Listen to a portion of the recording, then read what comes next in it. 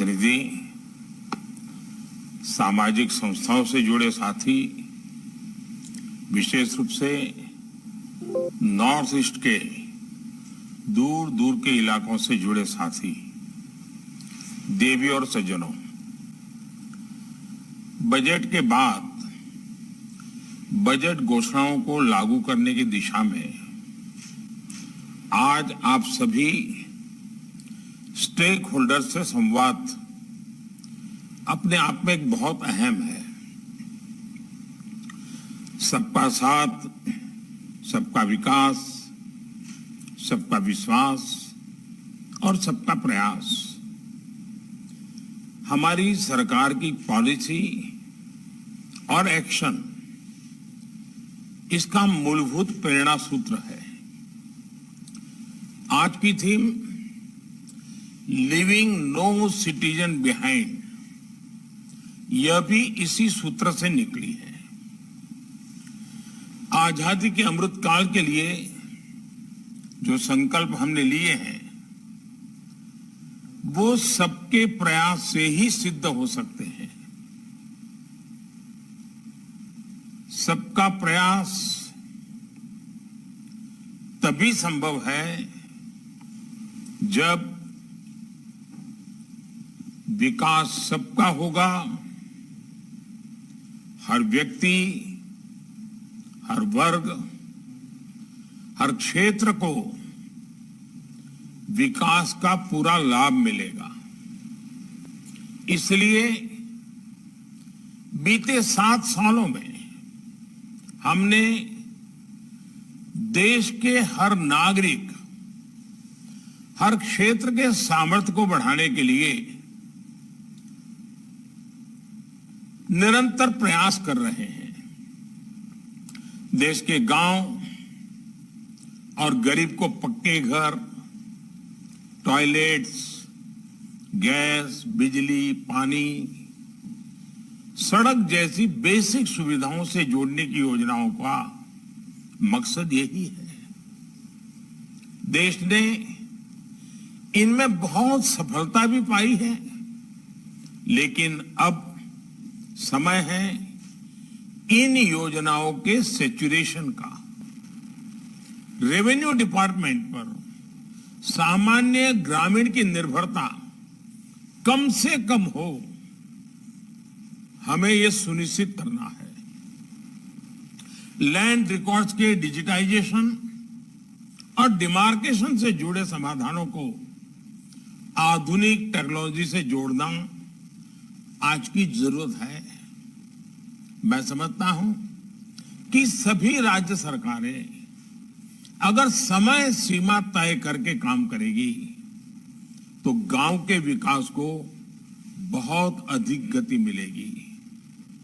ये ऐसे रिफॉर्म्स हैं जो गांवों में इंफ्रास्ट्रक्चर के प्रोजेक्ट के निर्माण की गति को बढ़ाएंगे और गांवों में बिजनेस एक्टिविटी को भी प्रोत्साहित करेंगे। अलग अलग योजनाओं में 100% लक्ष्य पाने के लिए हमें नई टेक्नोलॉजी पर भी फोकस करना होगा, ताकि तेजी से प्रोजेक्ट्स भी पूरे हो और क्वालिटी भी कॉम्प्रोमाइज ना हो। साथियों, इस साल के बजट में पीएम आवास योजना के लिए 48,000 करोड़ रुपए का प्रावधान किया गया है। इस साल 80 लाख घर बनाने का जो लक्ष्य है, उसे भी तय समय में पूरा करने के लिए तेजी से काम करना होगा। आप सभी जानते हैं कि आज देश के 6 शहरों में एफोर्डेबल हाउसिंग के लिए नई टेक्नोलॉजी का प्रयोग करते हुए 6 लाइट हाउस प्रोजेक्ट पर काम कर रहे हैं। तहसील लेवल के जो अगर 50, 100, 150, 200 गांव है, उनके बीच ही कंपटीशन करें, उनको पैरामीटर तय करें कि भाई ये 10 विषय हैं, चलिए 2022 में इन 10 विषयों की कंपटीशन देखते हैं, इन 10 विषयों में कौन आगे निकलता है। आप देखिए बदलाव शुरू हो जाएगा। और जब इस प्रकार से ब्लॉक लेवल पे मान्यता मिलेगी तो बदलाव शुरू होगा। और इसलिए मैं कहता हूं budget is not a issue. आज हमें आउटकम और धरती पर परिवर्तन, इस पर प्रयास करना चाहिए। क्या गांव के अंदर एक मिजाज नहीं बन सकता कि हमारे गांव में कोई भी बालक कुपोषित नहीं होगा? मैं बताता हूं, सरकार के बजट की वो परवाह करेंगे नहीं। एक बार उनके दिल में बैठ गया ना, गांव के लोग किसी भी बच्चे को कुपोषित नहीं रहने देंगे। आज भी हमारे यहाँ ये संस्कार है। हम अगर ये कहें कि हमारे गांव में एक भी ड्रॉप आउट नहीं होगा, आप देखिए गांव के लोग जुड़ेंगे। हमने तो देखा है कई गांव के नेता ऐसे हैं, पंच हैं, सरपंच हैं, लेकिन कभी गांव के स्कूल में गए ही नहीं है। और गए तो कब गए? झंडा बंदन के दिन चले जाए, बाकी कभी जाना ही नहीं। ये हम आदत कैसे बनाए? ये मेरा गांव है, ये मेरे गांव की व्यवस्थाएं हैं, मुझे उस गांव में जाना है। और ये लीडरशिप सरकार की सभी इकाइयों ने देनी चाहिए।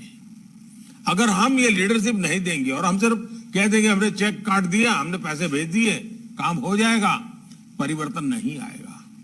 और आजादी के जब 75 साल मना रहे हैं और महात्मा गांधी के जीवन से जुड़ी हुई जो कुछ बातें हैं, क्या हम उसको साकार नहीं कर सकते?